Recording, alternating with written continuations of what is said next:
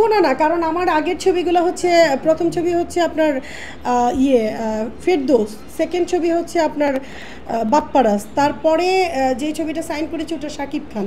তো আমি এখানে যখন আমাকে বললো আমার বাসায় আসো, আমার ছেলের সাথে পরিচিত হয়ে যাও তোমার আম্মুকে নিয়ে, তো আমি গেলাম ওনার বাসায়। ওনার বাসায় যাওয়ার পরে অনেকক্ষণ বসে রয়েছে, নায়ক আসবে এখন, কাজী হায়াৎ আঙ্কেলের ছেলে আসবে, দেখবো।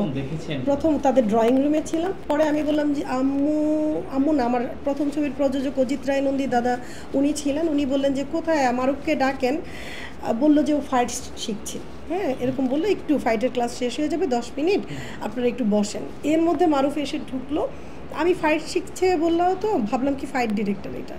মারুফ যখন বসলো তখন আমিও এইদিকে উকি মারছি একটু পরপর, তখন কাজী হায়াৎ কাকা বললো কি, বুঝতে পারছি আমার ছেলেকে দেখে মনে হয় পছন্দ হয় নাই মা, ওকে দেখে পছন্দ হবে না, কিন্তু আমার ছেলে যা অভিনয় করবে এই ফিডব্যাক সারা জীবন মনে রাখতে হবে মানুষের, আমি তাকে দিয়ে এই ফিডব্যাক দেওয়াবো। মারুফ এখন দেখতে যতটা ম্যানলি হয়েছে, যতটা সুন্দর হয়েছে, তখন সে ও লেভেল পড়ে, আমি ক্লাস 7-এ পড়ি, এইটা কিন্তু ছিল না। হ্যাঁ, এইটার ছিল একটা হ্যাংলা একটা ছেলে, আমি চকলেট হিরোদের সাথে কাজ করি, সে দেখতে ম্যানলি একটা হিরো, ম্যানলি একটা পুরুষের মতন, এই জিনিসগুলো কিন্তু কেমন যেন একটু আমার কাছে হঠাৎ করে একটা জার্ক খাচ্ছিল, মানে হঠাৎ করে শাকিব খান ফেরদৌস থেকে মারুফ, এই জিনিসটা আমি নিতে পারছিলাম না। আমার মনটা সাথে সাথে যখন খারাপ হয়ে গেল, তখন কাকা বলল যে মা এটা দেখো তোমার জীবনে কি হয়, তুমি অনেক চকলেটদের সাথে কাজ করেছো, এই চকলেটের চেয়ে এটা কিন্তু তোমার জন্য অনেক ভালো কিছু নিয়ে আসবে। না, নায়কদের না, চকলেট হিরো বলতো ফেরদৌসকে, শাকিব খানকে, আমার চকলেট মনে হয় না, আমাকেও চকলেট নায়িকা মনে হয় অনেকের, দ্যাটস ওয়াই। তো এই যে ওরা যখন মারুফকে নিয়ে যখন কাজ করলাম, সত্যি মারুফ দেখিয়ে দিয়েছে, তখনকার সময় আমি যত হিরোর সাথে কাজ করেছি ইতিহাস ওইটাকে ওভারকাম করে ফেলেছিল মারুফের অভিনয়।